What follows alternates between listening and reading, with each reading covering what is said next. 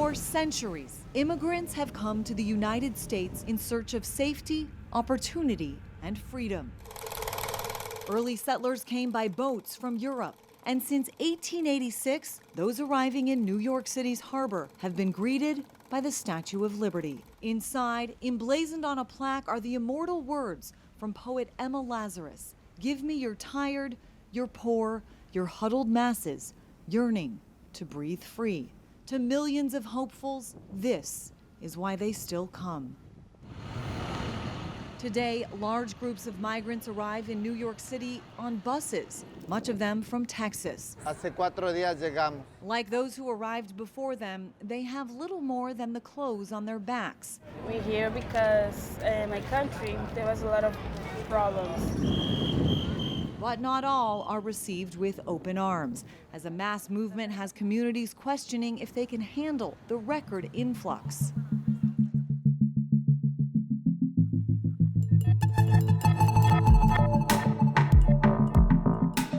Far from the Eastern Shore, the front line of modern American immigration is the southwest border, spanning nearly 2,000 miles from South Texas to the Pacific Ocean. It's seen a dramatic increase of people and drugs coming from Mexico since 2021.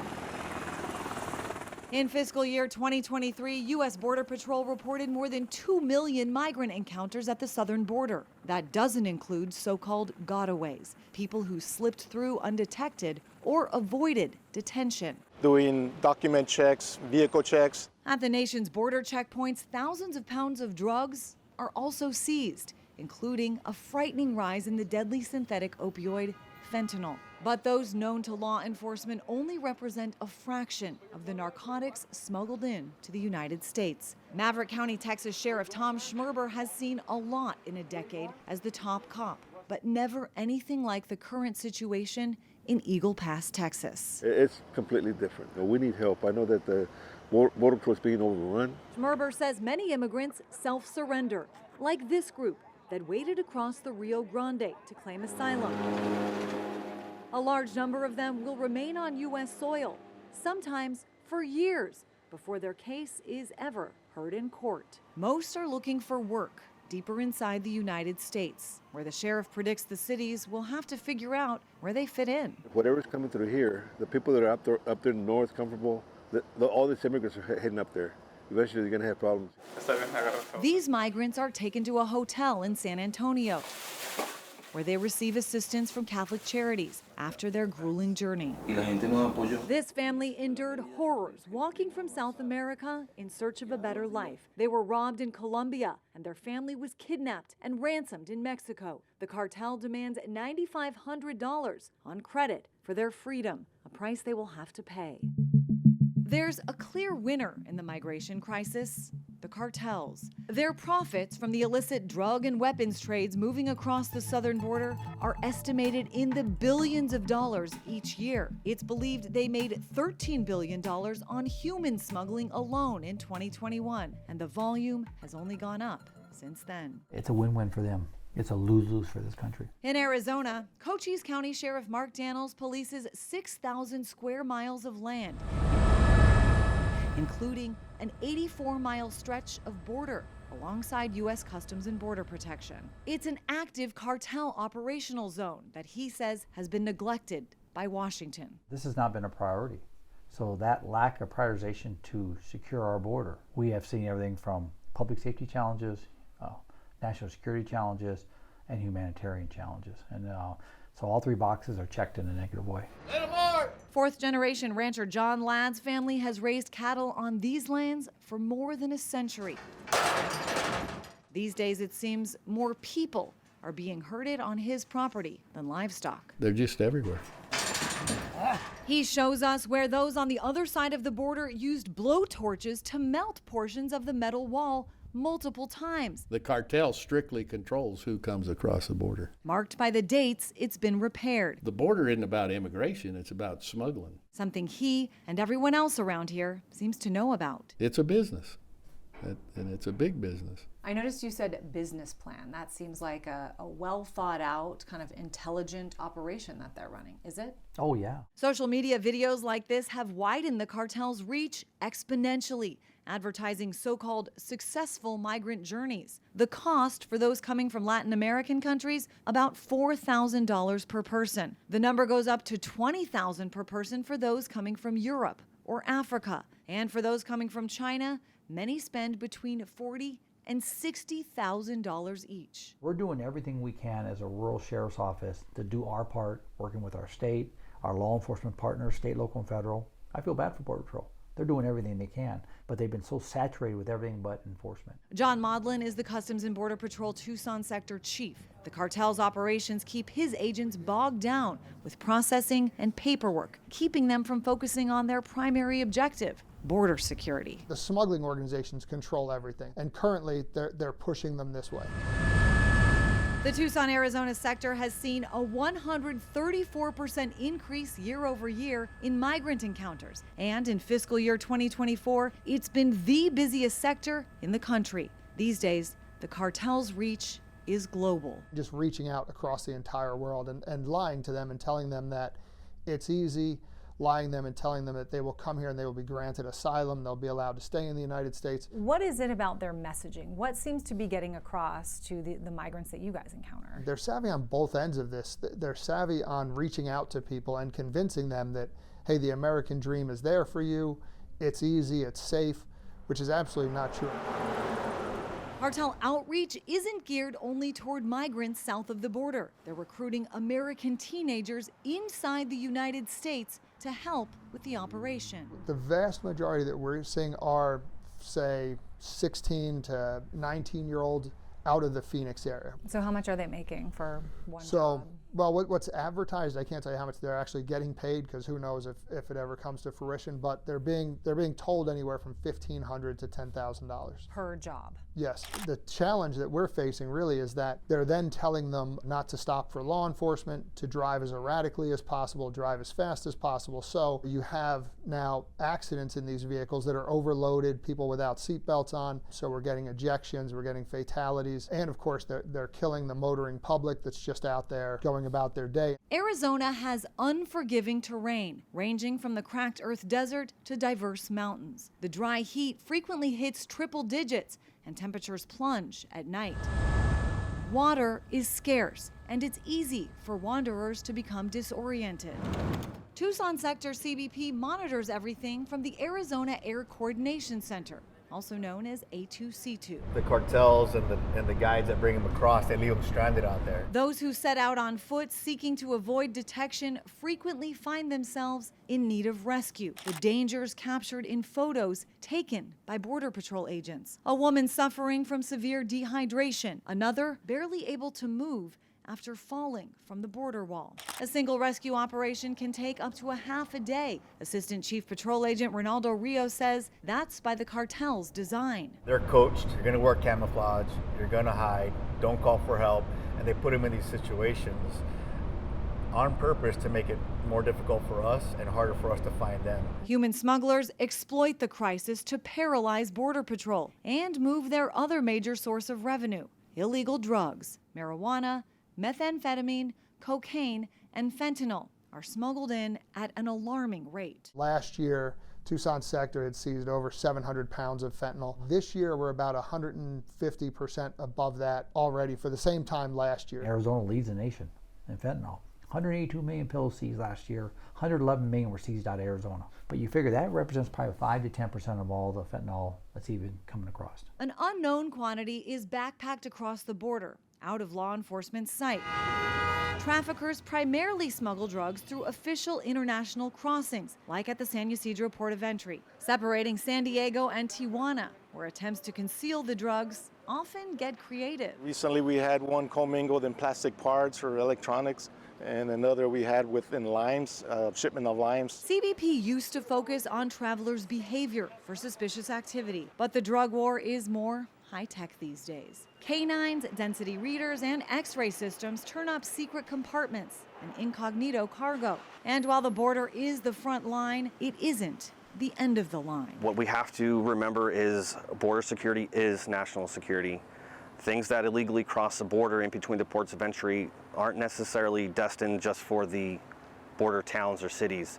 A lot of times we'll talk to folks and their final destination is much in the interior of the U.S. Fentanyl and other synthetic drugs trafficked across the border are blamed for 150 deaths in the United States every single day. The Drug Enforcement Administration says it's increasingly being mixed with other drugs to increase their potency and pressed into pills made to look like legitimate prescription opioids.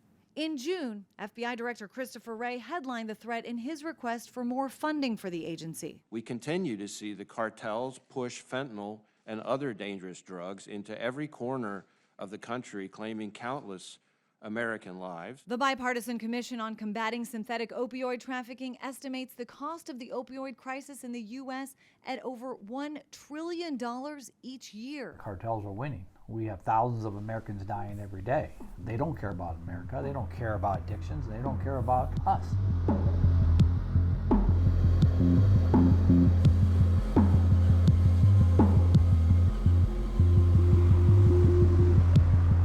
Yuma, a city of roughly 100,000 people in southwestern Arizona, is one of the many cities and towns along the southwest border that bear the brunt of the burdens created by the crisis. In fiscal year 2022, the Yuma sector had 310,000 border encounters. That's more than triple the city's population. You solemnly swear that Yuma County District 2 Supervisor Jonathan Lines was invited to testify before the House Homeland Security Committee last fall. He explained how much of the county's budget went toward migrant detentions. $1.3 million, of which I believe maybe we were reimbursed 10% or 10 cents on the dollar, I should say. But we continue to see other costs attributed to that as well. Emergency services were among the hardest hit. Line says the 911 dispatch center routinely received calls from migrants asking for rides from the border, and first responders had to respond to calls that weren't true emergencies, taking resources away from where they were needed. But perhaps nothing compares to the drain on Yuma's hospital. We have one local hospital that is a community hospital.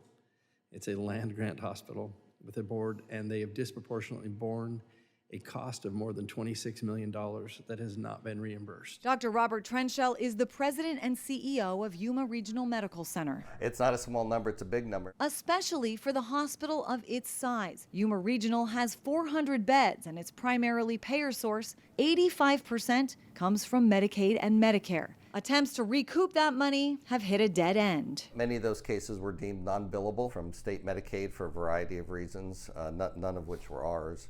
But we've not recovered any of that money, and it basically goes in the books as a loss. And it's more than just the financial hit. The hospital has been forced to prioritize care to handle the influx. For those anxious to see a doctor, that can mean waiting, rescheduling, or going to another hospital far away. We're the only hospital within 3 hours, 180 miles, that does what we do. If we don't take care of individuals, they've either got a 180-mile trek or a 3-hour drive to get there. So we have to take care of individuals. Trenchell wants Americans and Washington to understand the impact the migrant crisis is having on the healthcare system. If this influx is going to be allowed to happen, then there has to be a payer source. There has to be resources for this. We're blessed here, that we've been able to accommodate the volume, but we can't do that on a continuous basis. It's totally unsustainable for us.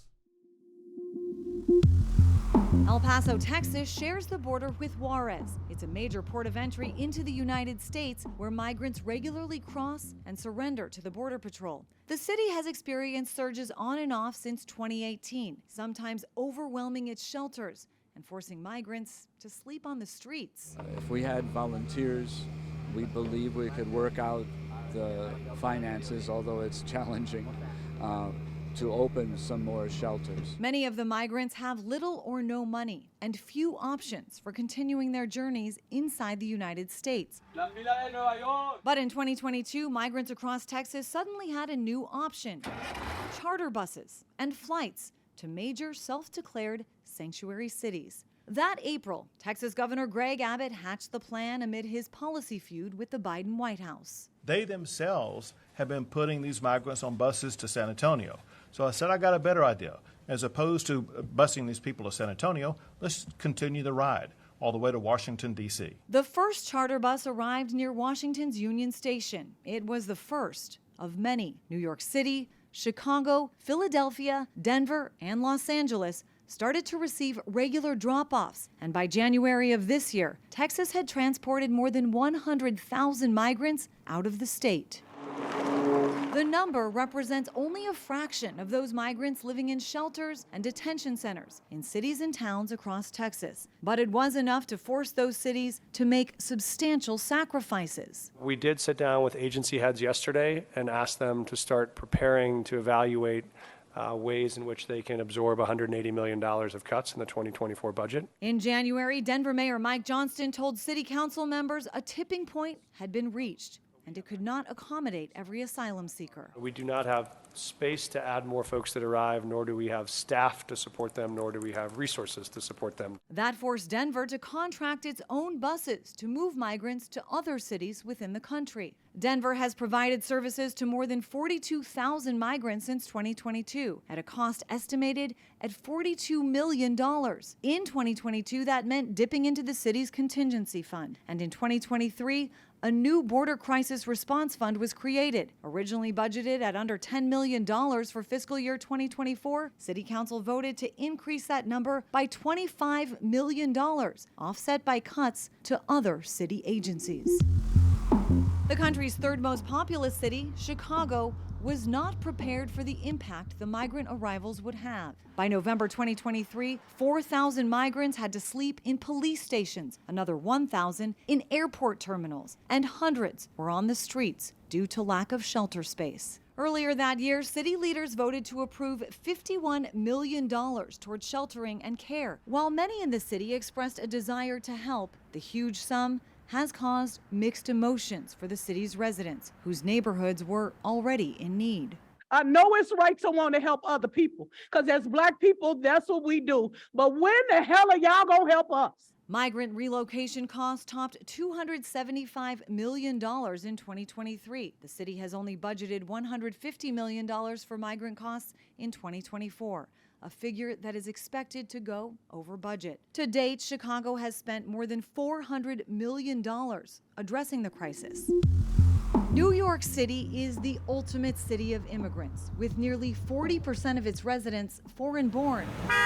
But even a city that houses 8 million people has been stretched to the limit by the surge in arrivals. Mayor Eric Adams vowed to welcome asylum seekers with open arms, but he quickly grew frustrated. We're at the breaking point. There is no more room. Nearly 200,000 migrants and asylum seekers have been processed in the city since April 2022. Asylum seeker costs topped $1.5 billion in fiscal year 2023. More than $4 billion are budgeted for fiscal year 2024, and nearly $5 billion are budgeted for fiscal year 2025. This migrant family arrived in Midtown Manhattan. They fled from the Western African nation of Angola over safety concerns. Yeah, he threatened my mom, and he stole her money. He also raped and hit her. Anna Manuel hopes she, her siblings, and her mother can live stable lives and protect each other. They don't plan to stay in New York City for long, but they don't know where they're going next. In May, New York City started evicting migrants under time limit rules. Tens of thousands remain in hotels and shelters across the city's 5 boroughs. I grew up just on the other side of the bridge. Vito Fasella is the Staten Island borough president and a former U.S. congressman. He says the city's so-called right to shelter decree, in place since 1981, has been misapplied, and the cost has been passed on to New York City residents. We've always opened our doors to people who are fleeing oppression or tyranny, and I support that. But what we don't support is saying, come on in and we'll put you up for free. The money comes from somewhere. And the money is going to come from services. Mayor Adams pins the blame on Governor Abbott for the situation. Fasella sees it differently. They said our problem is everybody's problem, and frankly, it became everybody's problem. But on another point, the two men agree. Immigration is a federal responsibility. It's the federal government that should have stepped up and said, hey, this is a problem. The federal government must take responsibility and lead on this humanitarian crisis instead of leaving it for cities and localities to handle.